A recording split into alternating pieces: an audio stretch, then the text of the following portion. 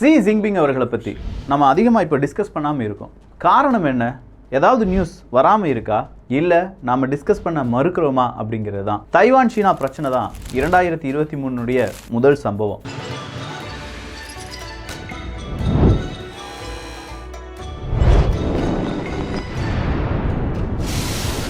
இந்த சம்பவம் நடப்பதற்கு நிறைய வாய்ப்புகள் இருக்குது அப்படிங்கிறத அமெரிக்காவினுடைய நேவியும் சொல்லியிருக்காங்க. அதே மாதிரி தைவானுடைய மிக முக்கியமான ஒரு ஊடகமும் சொல்லியிருக்கு. ஒரு ஊடகம் சொல்வதை எப்படி விக்கி சொல்லலாம், அதை ப்ரூஃபாக எப்படி எடுக்கலாம் அப்படின்னு கேட்டால் அது ஒரு ஊடகம் கிடையாது. அந்த ஊடகத்துக்கு செய்தி எங்கேருந்து கிடைச்சது அப்படின்னு கேட்டிங்கன்னா அட்லாண்டிக் கவுன்சில் அப்படிங்கிற ஒரு திங்க் டேங்க் தான். இந்த அட்லாண்டிக் கவுன்சில் அப்படிங்கிறது அமெரிக்காவினுடைய ஒரு திங்க் டேங்காக இருந்தாலும், அதாவது இது நடக்கலாம் இது நடக்காமல் போகலாம் அப்படின்னு சொல்லக்கூடிய ஒரு அமைப்பாக இருந்தாலும், அவங்க சொல்கிறதுல சில உண்மைகளும் சில விதமான எதிர்பார்ப்புகளும் இருக்குது. அதை தான் இந்த ஒரு பதிவில் மிக முக்கியமான ஒரு பதிவாக நம்ம பார்க்க போகிறோம். இது தைவானுக்கான எச்சரிக்கை மட்டும் கிடையாது, இந்தியாவுக்கான எச்சரிக்கையும் கூட தான். அன்பு தமிழஞ்சங்களுக்கு தமிழ் பொக்கிஷத்தின் வணக்கங்கள்.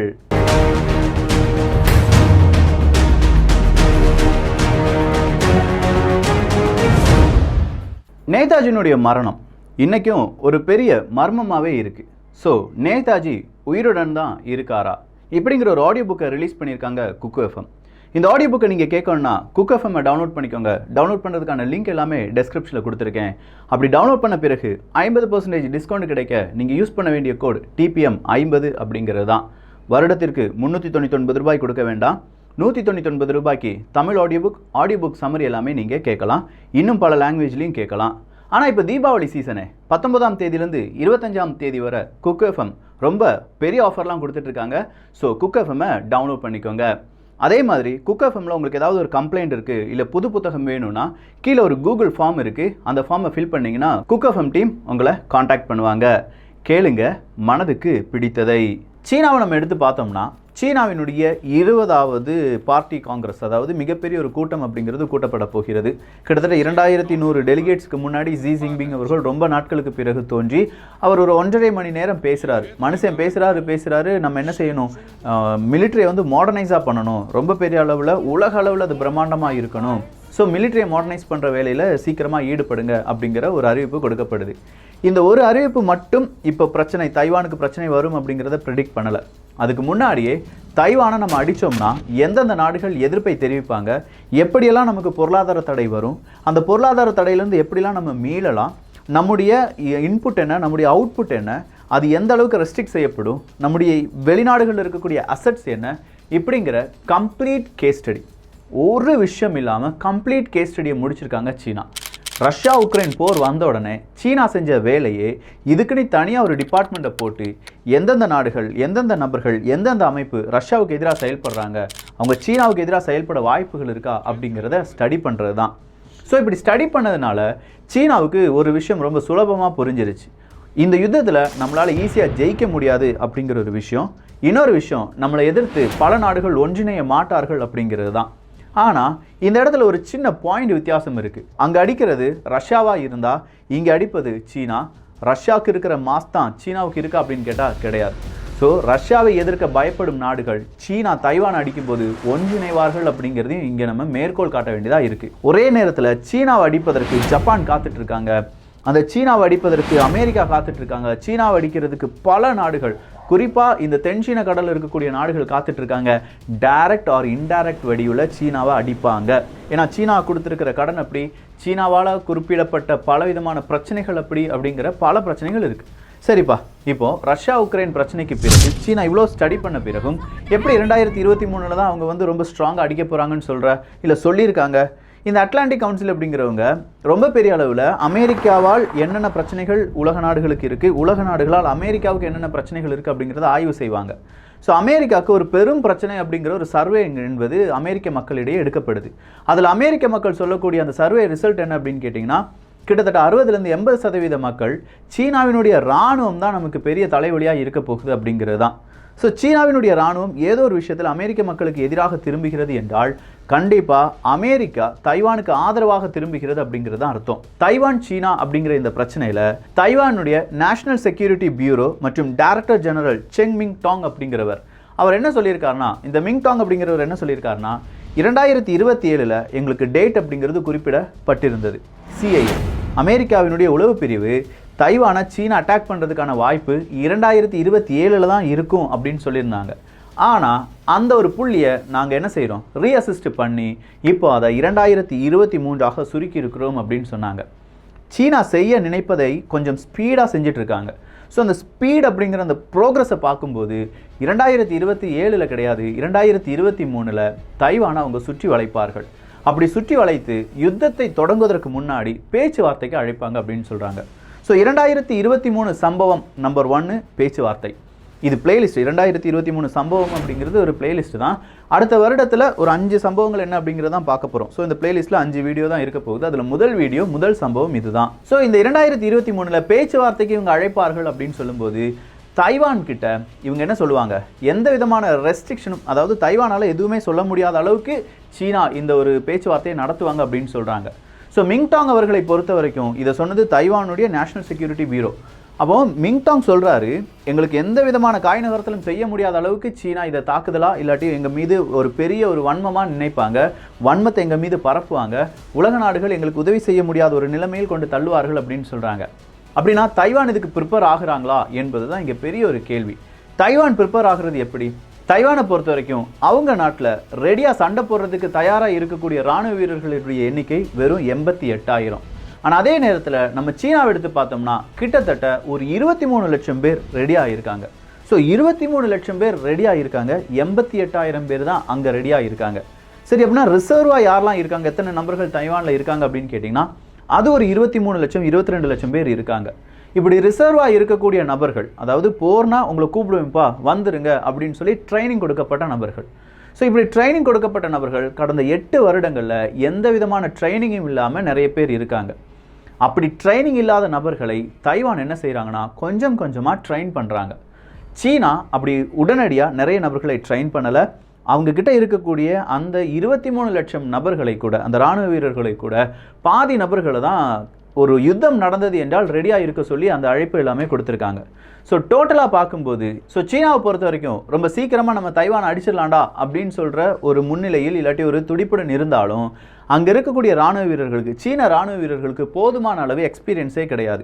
23 லட்சம் நபர்கள் ப்ளஸ் அங்கே ஒரு 88,000 பேர், அது இல்லாமல் ரிசர்வாக இருக்கக்கூடிய நபர்களுக்கும் இப்போது ட்ரைனிங் கொடுக்க ஆரம்பிச்சிட்டாங்க. இது தைவானுடைய ஒரு ப்ரிப்பரேஷன். அந்த ப்ரிப்பரேஷன் மட்டும் கிடையாது, தைவானுடைய ஒட்டுமொத்தமான இராணுவத்தை நம்ம எடுத்து பார்த்துக்கலாமே. அந்த இராணுவத்தில் ஒரு 15% பேர் ரெடியாக இருக்காங்க அப்படின்னு சொல்லி பார்த்தா கூட சுமார் 4 லட்சம் பேர் தைவானுக்கு ஆதரவாக போராட ரெடியாக ஆயிடுவாங்க. அந்த 4 லட்சம் பேரை சமாளிப்பதற்கு சீனா எவ்வளவு இராணுவத்தை அனுப்ப வேண்டியிருக்கும் கொஞ்சம் யோசிச்சு பாருங்களேன். 3:1 ரேஷியோ அப்படின்னு சொல்கிறாங்க. ஒரு தைவான் வீரரை அழிப்பதற்கு 3 சீன வீரர்கள் தேவைப்படும் அப்படின்னு சொல்கிறாங்க. ஏன்னா அது தைவான் நாடு, அவங்களுக்கான நாடு, அவங்களுக்கு தெரிஞ்ச நிறைய விதமான வழிகள் இருக்குது, நிறைய விதமான ஓட்டைகள் இருக்குது, ரொம்ப ஸ்ட்ராட்டஜிக் பாயிண்ட்ஸ் எல்லாமே தைவான் மக்கள் தான் இல்லாட்டி தைவான் இராணுவம் தான் அங்கே சூழ்ந்து இருக்கும். அதனால் தைவானுடைய ஒரு இராணுவ வீரரை சமாளிக்க 3 இராணுவ வீரர்கள் சீனாவுக்கு தேவை. அப்படின்னா சீனா எத்தனை வீரர்களை இங்கே களமிறக்க வேண்டியதாக இருக்கும்? கிட்டத்தட்ட ஒரு 13 லட்சம் இராணுவ வீரர்களை களமிறக்க வேண்டியதாக இருக்கும். ஒரே அடியாக அட்டாக் பண்ணுறதுக்கு மட்டும். நான் சொல்கிறது ஒரு ஃபுல் ஃப்ளெட்ஜ் வார் செய்யணும்னா ஒரு 13 லட்சம் வீரர்களை சீனாவிடமிருந்து எங்கே அனுப்பணும்? தைவானுக்கு அனுப்பணும். ஆனால் இது பாசிபிளா அப்படின்னு பார்த்தா இதே மாதிரி ஒரு யுத்தம் நடந்திருக்கா அப்படிங்கிற அந்த வரலாறு தேடி போனோம்னா 1944 ஒரு யுத்தம் நடந்திருக்கு. அந்த யுத்தத்தை பொறுத்த வரைக்கும் நார்மாண்டி யுத்தம் அப்படின்னு சொல்லுவாங்க. இந்த நார்மாண்டி யுத்தத்தில் 20 லட்சம் இராணுவ வீரர்கள் வராங்க. அந்த 20 லட்சம் இராணுவ வீரர்களில் இங்கிலீஷ் சேனல் வழியாக உண்மையாக போர் நடக்கக்கூடிய இடத்துக்கு போக முடிந்த இராணுவ வீரர்களுடைய எண்ணிக்கை வெறும் 1,50,000. ஸோ வெறும் 1,50,000 நபர்கள் மட்டும்தான் அப்போது இருந்த கடற்படை வழியாக போனாங்க. இப்போ கடற்படை தான் ரொம்ப பெரிய அளவில் எக்ஸ்பேண்ட் ஆயிடுச்சு அப்படின்னு சொன்னாலும் 13 லட்சம் இராணுவ வீரர்களை அங்கே அனுப்ப முடியாது. It's impossible. ஸோ இப்படி 13 லட்சம் நபர்களை ஒன்று அங்கே அனுப்புறதுக்கு முன்னாடியே தைவானுக்கு ஆதரவாக இருக்கக்கூடிய நாடுகள் என்ன செய்ய ஆரம்பிச்சிருவாங்க? அங்கே வர ஆரம்பிச்சிருவாங்க. கூடுதலான படை தைவானுக்கு நிகராக, அதாவது சீனாவுக்கு நிகராக தைவானுக்கும் அங்கே ஆதரவான படைகள் வந்துவிடும். ஸோ இந்த இடத்துல ஃபுல் ஃப்ளெட்ஜ் வார் அப்படிங்கிறது நடக்கவே வாய்ப்பில்லை. அதனால தான் 2023 சீனா மற்றும் தைவானுக்கு இடையே ஒரு பேச்சுவார்த்தை நடைபெறுவதற்கான வாய்ப்புகள் இருக்குது அப்படின்னு சொல்கிறாங்க. ஸோ இது தைவானுடைய ப்ரிப்பரேஷன் அப்படின்னு சொல்லி பார்த்தோம். இந்த பக்கம் சீனாவினுடைய ஒரு ப்ரிப்பரேஷன் அப்படின்னு ஒன்று இருக்குது. சீனாவை பொறுத்த வரைக்கும் சீனாவினுடைய ஃப்ளைட் அப்படிங்கிறது சின்னதாக ஆக்சிடென்ட் ஆகுது. அப்படி ஆக்சிடென்ட் ஆக ஃப்ளைட் எல்லாமே எடுத்து பார்க்கும்போது இந்த அமெரிக்காவுக்கு எப்படி சீனா ஒரு கேஸ் ஸ்டடி பண்ணுறாங்களோ அதே மாதிரி அமெரிக்காவும் கேஸ் ஸ்டடி பண்ணுறாங்க. அப்படி பார்க்கும்போது தான் தெரியுது சீனாவினுடைய இராணுவ வீரர்களுக்கு, குறிப்பாக இந்த விமானப்படை வீரர்களுக்கு ட்ரைனிங் கொடுத்தது எல்லாமே ரஷ்யாவினுடைய விமானப்படை வீரர்கள் தான் அப்படின்னு. ஸோ ரஷ்யாவினுடைய விமானப்படை வீரர்கள் இல்லாமல் சீனாவால் விமானப்படையை இயக்க முடியாது அப்படின்னு ஒரு கட்டாயம் இருக்குது. இப்போ ரஷ்யா உக்ரைன் யுத்தம் நடந்துட்டு இருக்கிறதுனால நிறைய ரஷ்ய படையினுடைய வீரர்கள், வான் வீரர்கள் இல்லாட்டி வான்படை வீரர்கள் சீனாவுக்கு போகிறதும் கிடையாது, அவங்களுடைய ட்ரில்லில் பங்கெடுப்பதும் கிடையாது. ஸோ சீனாவினுடைய வான்படை கொஞ்சம் வீக்காக இருக்குது. இது சீனாவுக்கும் தெரியும். 2022க்கு பிறகு 5 வருடங்கள் 2027 அப்படிங்கிறது வரைக்கும் ஜி ஜின்பிங் அவர்கள் தான் அடுத்த அதிபராக இருக்க போகிறார் அப்படிங்கிறது உறுதிப்படுத்தப்பட்ட தகவல். 22ஆம் தேதி நாளைக்கு நமக்கு தெரிஞ்சிடும் என்னென்ன பிரச்சனைகள் இருக்குது. 23ஆம் தேதி அதனுடைய ஒட்டுமொத்தமான அனௌன்ஸ்மெண்ட் அப்படிங்கிறது வரப்போகுது. ஸோ அதுக்கு முன்னாடி மாடர்னைஸ்டாக பண்ணணும், இன்டர்நேஷனல் லெவலில் சீனாவினுடைய இராணுவம் இருக்கணும் அப்படின்னு சொன்னது முப்படையும் சேர்த்து தான். ஸோ விமானப்படையும் அவங்க என்ன செய்யணும், அதிநவீனப்படுத்தணும் அப்படின்னா இப்போ அவங்களுக்கு தேவை ரொம்ப பெரிய அளவு ட்ரைனிங். அந்த ட்ரைனிங் கிடைப்பதற்கான வாய்ப்புகள் இருக்கா? அந்த இடத்துல மறுபடியும் சிக்கல் இருக்குது. சீனாவினுடைய விமானப்படையை பொறுத்த வரைக்கும் ட்ரைனிங் ஏர்கிராஃப்ட் அப்படிங்கிறதும் கம்மி, ட்ரைனிங் அப்படிங்கிறதும் கம்மி. ஏன்னா சீனா ரொம்ப பெரிய அளவில் நம்பியிருப்பது கப்பற்படை தானே தவிர விமானப்படையே கிடையாது. ஸோ சீனாவினுடைய விமானப்படையை இன்னும் ஸ்ட்ராங் ஆக்குறதுக்கு சீனா என்ன செய்கிறாங்க, நேராக சவுத் ஆஃப்ரிக்காவில் போய் ஒரு செட்டப்பை ரெடி பண்ணுறாங்க. அந்த செட்டப் அங்கே இருக்கக்கூடிய பலவிதமான ஏஜென்சி, அட்வர்டைசிங் ஏஜென்சி வழியாக யூகேயில் இருக்கக்கூடிய பல விமானிகள் இருப்பாங்கல்ல, அவங்க ஹெலிகாப்டர் ஓட்ட முடிஞ்சவங்களாக இருப்பாங்க, இல்லாட்டி முன்னாள் இராணுவ வீரர்களாக இருப்பாங்க, அவங்களுக்கெல்லாம் ஒரு குறுஞ்செய்தியை அனுப்புது. எப்பா இப்படி பைலட்டை நாங்கள் ஹையர் பண்ணுறோம், ஹையர் பண்ணி உங்களுடைய ஒர்க் லொக்கேஷன் எங்கேவா இருக்கும், சீனாவாக இருக்கும், உங்களுக்கு கிட்டத்தட்ட ஒரு 2 கோடி ரூபாய் வருடத்திற்கு சம்பளம் வந்துடும் அப்படின்னு சொல்கிறாங்க. 2 கோடி ரூபாய் ஒரு வருடத்திற்கு சம்பளம் அப்படின்னு சொன்னால் நீங்கள் போகாமல் இருப்பீங்களா? நானும் போயிடுவனா இருக்கலாம். இதே மாதிரி யூகே சேர்ந்தவங்களும் என்ன செஞ்சிருவாங்க, அங்கே போகிறதுக்கான வாய்ப்புகள் இருக்குது. ஸோ இப்படி இங்கே இருக்கக்கூடிய ஆல்ரெடி வெல் செட்டில்டா இல்லாட்டி வெல் ட்ரெயின்ட் எடுத்த மேற்குலக நாடுகளுடைய வெப்பன்ஸை பற்றி, அங்கே இருக்கக்கூடிய ஆயுதங்களை பற்றியும், அங்கே இருக்கக்கூடிய டெரிட்டரி பற்றியும், அங்கே இருக்கக்கூடிய விமானப்படை மூவ்மெண்ட்டை பற்றியும் தெரிந்த இந்த பைலட்டை யார் எடுக்கிறாங்க, ரிக்ரூட் பண்ணுறாங்க? சவுத் ஆஃப்ரிக்கா வழியாக சீனா ரிக்ரூட் பண்ணுறாங்க. இதை கண்டுபிடிச்சிடுறாங்க Britain. Test flight academy of South Africa TFASA அப்படிங்கிற அமைப்பு தான் இப்படி ரிக்ரூட்மெண்ட் எடுத்து கொடுக்கக்கூடிய அமைப்பு.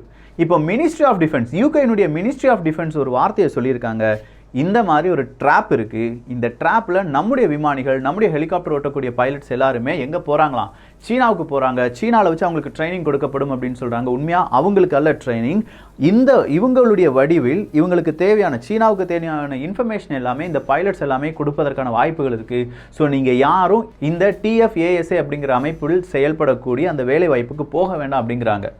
ஸோ யூகேனுடைய பைலட்ஸ் கொஞ்சம் விழிப்புடன் செயல்பட்டு கொண்டிருக்கிறார்கள் அப்படின்னு சொல்லி நம்ம நம்பலாமே. சீனா இதை மட்டும் காயா நகர்த்தலை, நேராக ஆஸ்திரேலியாவினுடைய பைலட்டுக்கும் இவங்க என்ன செஞ்சுருக்காங்க, வலை விரிச்சிருக்காங்க. சவுத் ஆஃப்ரிக்காவில் தொடங்கின மாதிரியே இன்னும் சில நாடுகளில் நிறுவனங்களை தொடங்கி ஒரு ட்ரைனிங் சென்டரோ இல்லை ஏதோ ஒரு அகாடமி மாதிரி ஒரு நிறுவனத்தை எல்லாமே தொடங்கி இங்கே பைலட்டு தேவை, இவ்வளோ சம்பளம் அப்படின்னு சொல்லி பல பைலட்ஸை இவங்க என்ன செய்ய ஆரம்பிச்சிருக்காங்க, கொஞ்சம் கொஞ்சமாக சீனாவுக்கு கொண்டு வர ஆரம்பிச்சிருக்காங்க. சீனாவினுடைய நரித்தந்திரம் நல்லா புரியுது. நம்மகிட்ட ஒரு சோர்ஸ், எனக்கு வண்டி ஓட்ட தெரியாது, நான் டிரைவர் வச்சு வண்டி ஓட்டிக்கிறேன் அப்படின்னு நம்ம சொல்லுவோம். ஆனால் அந்த டிரைவர் யாராக இருக்கணும், நமக்கு எதிராக ஒருத்தன் இருப்பான் பார்த்தீங்களா, அவன்கிட்ட டிரைவிங் வேலை செஞ்சுட்டு இருந்திருப்பாம்ல, அவரையே நம்ம எடுத்துட்டோம்னா நமக்கு எதிரியாக இருக்கிறவன் எங்கே போகிறான்னு தெரியும், எத்தனை மணிக்கு கிளம்புவான்னு தெரியும், அவனுடைய வீக் பாயிண்ட் தெரியும். இதை சாதகமாக அவங்களுடைய விமானப்படைக்கு பயன்படுத்தி கொள்ளலாம் அப்படிங்கிறது சீனாவினுடைய ஒரு எண்ணமாக இருக்குது. இந்த நேரத்தில் தான் சீனாவுக்கு இப்போ CIA ஒரு செக் வச்சுருக்காங்க, எங்களுக்கு இந்த பைலட் ப்ரோக்ராமிங்கை பற்றியான இன்ஃபர்மேஷன் கிடச்சிருக்கு, ஸோ நீங்கள் உளவாளிகளே நீங்கள் என்ன செய்யுங்க, பைலட்டாக போய் சேர்ந்துக்கோங்க அப்படிங்கிற ஃபேக்கான சில மெசேஜஸை இன்டர்நெட் முழுவதும் பரப்பி விடுறாங்க. செமையான ஒரு ஸ்ட்ராட்டஜி. ஸோ சீனாவால் நம்பி இங்கே இருக்கக்கூடிய பைலட்டை எடுக்கவும் முடியாது. பைலட்ஸை எடுக்கலைன்னா சீனாவினுடைய விமானப்படையும் என்ன ஆயிரும், ரொம்ப பெரிய அளவில் பரிதாப நிலைமையில் இருக்கும். இது சீனாவுக்கு வாழ்வாசாவா போராட்டம் அப்படின்னு சொல்கிறத விட சீன வான்படைக்கு வாழ்வாசாவா போராட்டம். ஸோ தைவான் இன்னும் எந்தெந்த வகையில் ரெடியாக இருக்காங்க, தைவானையே இன்னும் சீக்கிரமாக சீனாவால் அட்டாக் பண்ண முடியாது அப்படிங்கிறதுக்கான இந்த ஒரு காணொலியினுடைய பாகம் 2க்கு காத்திருங்க. நாளைக்கே இதனுடைய பாகம் 2 வரும், இன்னும் கொஞ்சம் சுவாரஸ்ய தகவல்களுடன். ஸோ இந்த ஒரு காணொலி எப்படி இருந்துச்சு, இந்த பிளேலிஸ்ட்டை நோட் பண்ணி வச்சுக்கோங்க. 2023 சம்பவம்.